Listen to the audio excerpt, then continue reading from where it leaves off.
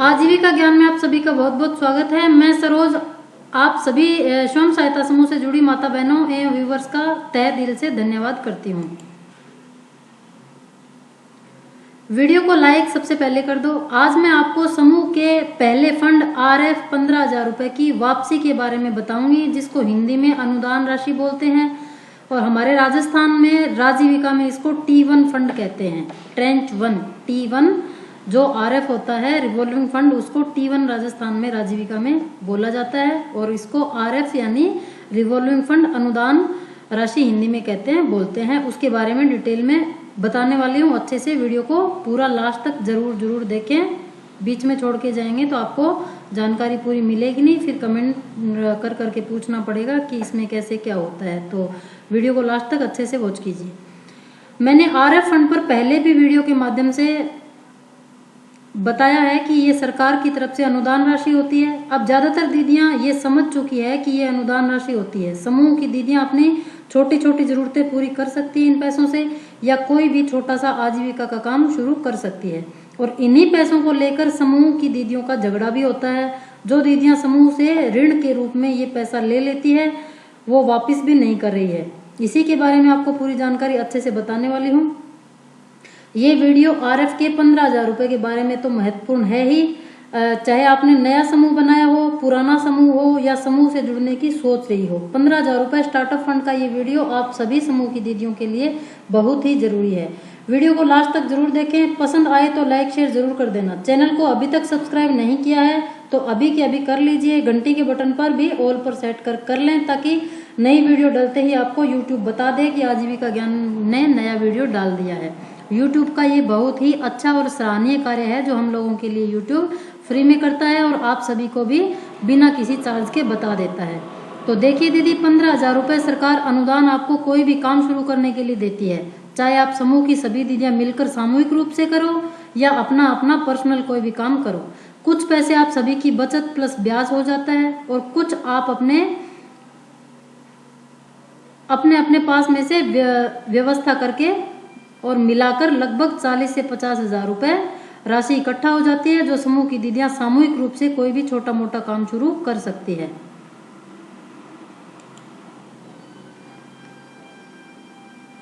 जैसे परचूनी का सामान, सब्जी का ठेला, चूड़ी का छोटा सा कोई काम, सिलाई कढ़ाई का काम, अगरबत्ती मोमबत्ती बनाने का काम, चप्पल बनाने का काम आदि, या फिर आप जो भी सोच सकती हैं करना चाहती हैं, जिसमें भी आपकी रुचि है, दूध की डेयरी, गाय पाल सकती हैं आदि आदि। तो कुल मिलाकर सरकार का उद्देश्य तो समूह बनाने के पीछे यही है कि आप कोई भी काम इन 15,000 रुपए की मदद से शुरू करें और उसको धीरे धीरे बड़ा करें एवं आत्मनिर्भर बन सके। समूह बनाने का मकसद सरकार का सिर्फ यही है। बाकी आपकी जो मर्जी आप करना चाहें आप कर सकती है। आपके समूह के पैसे आप जानो और आपका काम जाने। बाकी आप चाहे आपको लड़ाई करना हो या कुछ और, वो आपकी मर्जी। इसमें लास्ट में नुकसान आपका ही होना है, सरकार की कोई इसमें गलती नहीं है। पैसा लास्ट में ब्याज सहित आपको भरना ही होगा। अब कोई कहे कि मेरी सास ने पैसा ले लिया, मेरे पति ने पैसा ले लिया, या ये खा गई वो खा गई, वो दीदी ये पैसा नहीं दे रही, ये दीदी नहीं दे रही, तो ये सब तो बहाने होते हैं। अगर आपका पर्सनल पैसा होता यानी खुद का पैसा होता तो आप किसी को खाने देती क्या, या खाने देती हो क्या, चाहे 100 रुपए ही क्यों ना हो। तो ये 15,000 रुपए भी तो आपकी ही सब लोगों को मिलाकर सरकार की तरफ से वापस तो जब देना होगा तब देना होगा। तो ये पैसा भी आपका ही है, आपका पर्सनली समझो आप। जब तक आपके समूह में है तो आप सभी दीदियों का ही ये पैसा है। सरकार तो जब लेगी तब लेगी, लेकिन जब तक सरकार को वापस नहीं करना तब तक समूह का पैसा है तो ये आपका ही पैसा समझो, आपका ही पैसा है। आपको इन पैसों को यूज करना है, बार बार रोटेट करना है। जब तक समूह में है तब तक तो आप ही इन पैसों का और सभी दीदियों का इन पैसों को आप किसी को भी कैसे भी दे सकती है, ब्याज ले सकती है, और खाने भी अगर आप देना चाहो तो खाने के लिए भी दे सकती हो, वो आपकी मर्जी है। बाकी सरकार ने तो आपको मदद करने के लिए, आपकी सहायता करने के लिए अनुदान राशि के रूप में दिया है। समूह के अपने नियम कायदे होते हैं। पैसे देते समय प्रस्ताव लिखा जाता है, उसमें बाकायदा सभी दीदियों की सहमति से ये पैसा उन दीदी को दिया जाता है। वापस करने के लिए भी किस्त ब्याज का समय लिखना होता है, हस्ताक्षर कराए जाते हैं। तो अगर आप सभी दीदियां अच्छे से नियम कायदे से बैठक के साथ साथ लेन देन सही से करती रहती हैं तो आपका समूह बहुत अच्छे से चलेगा, आपको सभी प्रकार के लाभ मिलेंगे। समूह एक बार बन गया और NRLM के पोर्टल पर चढ़ गया तो समूह तो बंद होने से रहा, चाहे आप मीटिंग करें या ना करें, लेकिन आप बहुत सारे फायदों से वंचित जरूर से रह जाएंगे अगर समूह के पैसे तक ही सीमित रह जाएंगे। तो अगर आप इन 15,000 रुपये के आगे पीछे घूमती रहेंगी तो आप समूह से जुड़कर कोई फायदा नहीं उठा सकती। तो कोशिश करें कि पैसा वापस करती रहे, समूह से लेन देन करती रहे, समूह चलता रहेगा। अगर आप ऐसा नहीं करती हैं तो आपको और आपके समूह को कोई लाभ नहीं मिलेगा, क्योंकि आप सक्रिय ही नहीं हैं, समूह से जुड़कर कोई काम आप कर नहीं रही है या पैसों का लेन देन ही नहीं कर रही हैं। ग्राम संगठन में मीटिंग होती है हर महीने, उसमें परसेंटेज लिख कर जाती है, तो जो दीदी कम्युनिटी कैडर से समूह देखने वाली आती हैं वो निष्क्रिय समूह हर महीने लिखकर लेकर जाएगी, तो आपके समूह की रैंकिंग डाउन हो जाएगी और आपके समूह को कोई फायदा नहीं मिलेगा। इसलिए आपको जागरूक होना पड़ेगा और आपको जागरूक होकर ही समूह में काम करना पड़ेगा। रही बात RF फंड 15,000 रुपये की, तो समूह की दीदियों की पूरी जिम्मेदारी होती है कि वो पैसे की वापसी करवाएं एवं उन दीदी पर प्रेशर डालें, लेकिन उसकी मजबूरी अगर किसी प्रकार की है तो उसको भी सुने कि पैसे जमा क्यों नहीं कर रही है। ग्राम संगठन के CIF फंड में से भी अगर किसी दीदी ने पैसा लेकर रखा है तो उसका भी समय समय पर किस्त ब्याज जमा कराएं, क्योंकि किसी भी दीदी को पैसा देने से पहले एक प्रस्ताव लिखा जाता है। ऋण ब्याज वापस करने का समय नहीं दोगी तो आपके साथ क्या व्यवहार करना है, और उसके बाद उन दीदी के सभी के सामने मोहर लगाकर हस्ताक्षर लिए जाते हैं। ऐसे में अगर कोई दीदी परेशानी में हो तो ही पैसे वापस नहीं कर पा रही हैं, समय दीजिए उसको, क्या पता क्या परेशानी है, किसी को बताने लायक परेशानी नहीं है, सभी मिलकर परेशानी पूछने का एवं सहयोग करने का कोशिश कीजिए। और अगर वो पैसा जानबूझकर मनमानी कर रही है, किसी प्रकार की धौंस दिखा रही है, तो उससे स्ट्रिक्टली पेश आइए, सभी मिलकर दबाव बनाइए, ग्राम संगठन के पदाधिकारियों एवं ब्लॉक अधिकारियों से बोलकर दबाव डलवाइए और पैसा जमा करवाइए, ताकि आपका समूह के लिए 1-2 दीदियों की लापरवाही की वजह से नहीं टूटे। क्योंकि आप लोग तो 8-10 महिलाएं हैं जो सभी अच्छे से समूह चलाना चाहती हैं, और इक्की दुक्की जो 1-2-3 दीदियां हैं वो बदमाशी कर रही है, पैसे लेके पैसे वापस जमा नहीं करवा रही, तो इससे आपके समूह का नुकसान होता है। तो आप उन पे प्रेशर बनाइए और उनसे पैसे जमा करवाइए। अगर कोई दीदी बिल्कुल ही फ्रॉड करने की सोच रही है तो उस पर फ्रॉड वाले नियम अपनाइए। अब हम RF 15,000 के बारे में बात करें तो शुरू में जब समूह बने थे तो किसी को लगा 15,000 रुपये RF का पैसा लौटाना है, किसी को लगा खुद खर्च करना है, महिलाओं को मिलता है समूह के नाम पर। तो धीरे धीरे फिर सभी को जानकारी होने लगी कि अनुदान होता है RF का 15,000 रुपये जो महिलाओं को ऊपर उठाने के लिए सरकार देती है। सरकार इसको वापस नहीं लेती, समूह की महिला ही लेन देन के माध्यम से इन पैसों से रोजगार करके खर्च करके आजीविका चलाती है, समूह को वापस करती है, फिर लेती है, फिर वापस करती है, ऐसे ब्याज बढ़ता रहता है और 15,000 रुपये प्लस ब्याज मिलाकर समूह की दीदियां खर्च कर करके ऊपर अपना व्यापार बढ़ाती रहती है और आत्मनिर्भर दिन ब दिन बनती जाती है।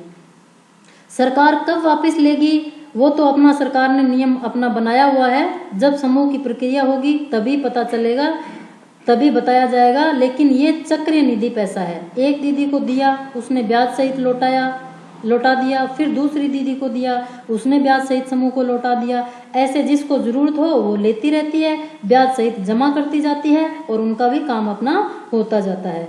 अब यहाँ पर क्या हुआ, कई महिलाओं ने 15,000 रुपए के लालच में समूह बनाया, RF का 15,000 रुपए समूह में आया, कुछ दीदियां पदाधिकारी बनी और पैसा खा पी कर किनारे हो गई, या कुछ तेज तर्रार थी, हद से ज्यादा समझदार थी, उन्होंने आधा आधा बांटा और खा पी कर भाग गई, या कुछ ने बराबर 1500 या 1200 हिस्सा जो आया बांट कर समूह को ही बंद कर दिया। लेकिन ये सभी बातें गलत है, निराधार है, रूल नियम के खिलाफ है।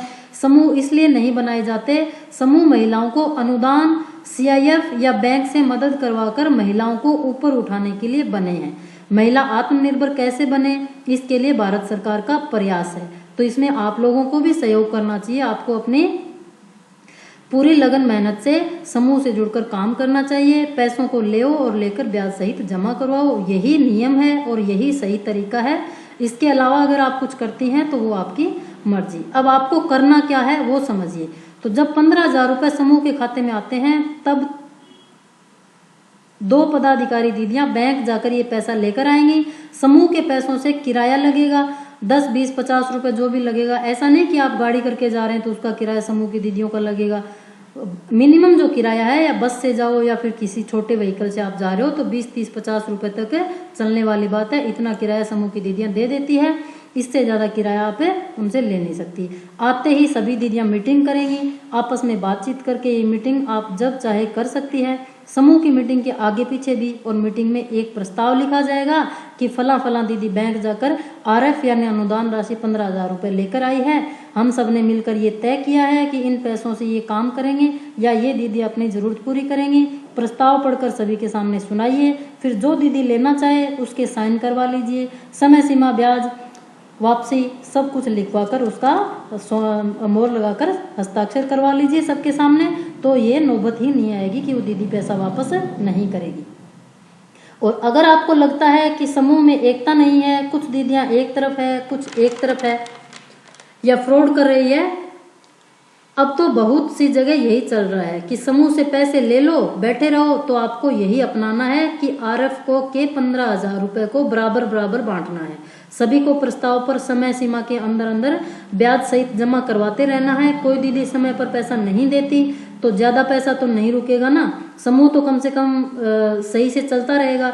जब तक वो पैसा ब्याज सहित वापस नहीं करे तब तक और दूसरे फंड या बैंक लोन में से पैसा उन दीदी को नहीं देना है, क्योंकि 1500 रुपये तो दिए, उनको ज्यादा पैसा तो दे ही नहीं रखा। और जब तक वो पैसा 1500 रुपये नहीं लौटाए तब तक समूह में और भी पैसे आते हैं, दूसरा फंड या फिर बैंक से लोन, उन पैसों में से उन दीदी को मत दीजिए उसको, ताकि वो भी समय सीमा में पैसे देने की कोशिश करेगी और पैसे देने लग भी जाएगी। ऐसा मैं नहीं कह रही हूँ, ये समूह का नियम कहता है। आप ऐसा मत सोचिए कि मैं आपको इस तरह की चीज कह रही हूँ पर्सनली, ये समूह का नियम कहता है, समूह के नियमों में ये चीजें लिखी हुई है। ऐसा मत सोच लेना कि मैं अपने मन से ये सब बातें कह रही हूँ। अगर कोई दीदी 10,000 लेकर बैठ जाएगी तो दूसरी दीदियां भी फायदे के लिए ही जुड़ी हुई है ना। तो इस केस में सभी दीदियां पैसों को बराबर बराबर बांट लें और सभी दीदी एक साथ पैसों को वापस करें समूह में। और अगर नहीं करती हैं वापस तो सभी के पास अपना अपना पैसा होगा और किसी के पास कोई भी शिकायत नहीं होगी कि ये दीदी लेकर भाग गई, वो दीदी जमा नहीं कर रही, ये हो गया वो हो गया, इसने वापस नहीं किया उसने वापस नहीं किया। अनुदान के पैसे पर सभी दीदियों का अधिकार है अगर वो सक्रिय है, जागरूक है और समूह चलाने में मदद कर रही है, बचत जमा कर रही है, मीटिंग में हमेशा भाग ले रही है तो। और अगर वो इस तरह से नहीं कर रही है तो इन पैसों पर उनका अधिकार नहीं है। जो दीदियां सक्रिय है, जो काम कर रही है, मेहनत लगन कर रही है, वही दीदियां इन पैसों से अपना रोजगार या अपनी जरूरत पूरी कर सकती है। सभी का बराबर बराबर अधिकार होता है, अन्यथा नहीं। हाँ, एक दीदी ने मुझसे यह प्रश्न भी पूछा था कि अगर हम में से कोई भी 15,000 रुपए को नहीं ले तो क्या ब्याज लगेगा, किसके ब्याज लगेगा? तो देखो, सरकार ने तो यह पैसा आपको अनुदान के रूप में दे दिया है समूह से जुड़कर आजीविका कमाने के लिए, जिससे आपके समूह में ब्याज आएगा, फंड बढ़ेगा, समूह बढ़ेगा, आपकी तरक्की होगी। बाकी आपकी समझ पर निर्भर करता है कि आपको इन पैसों से कैसे क्या करना है। लास्ट में तो सरकार को तय करना है ही कि समूह के 15,000 रुपये फंड का क्या करना है। तो भलाई तो पैसों को समूह में लेन देन करने में ही है, जिससे ब्याज से पैसा बढ़ेगा ही और आप कुछ भी काम करके आत्मनिर्भर भी बनती जाएंगी। इसलिए सभी दीदियां प्यार प्रेम से मिलकर समूह को चलाइए। लड़ाई झगड़ा करने में कुछ नहीं रखा है। लड़ाई झगड़ा करके तो आपने पहले भी बहुत समय बर्बाद कर दिया है। अब अगर सरकार आपको ऊपर उठाने की कोशिश कर रही है तो सभी एकजुट होकर लग जाइए, अपने सपने पूरे कीजिए और अपनी आजीविका चलाइए, अपने बच्चों का भविष्य संवारिए और अपने घर परिवार को अच्छे से चलाइए। वीडियो पसंद आई हो तो लाइक कर देना और वीडियो को लास्ट तक देखने के लिए सभी बहनों का और सभी मेरे व्यूअर्स का, आजीविका ज्ञान पूरे परिवार का बहुत बहुत धन्यवाद। भारत माता की जय।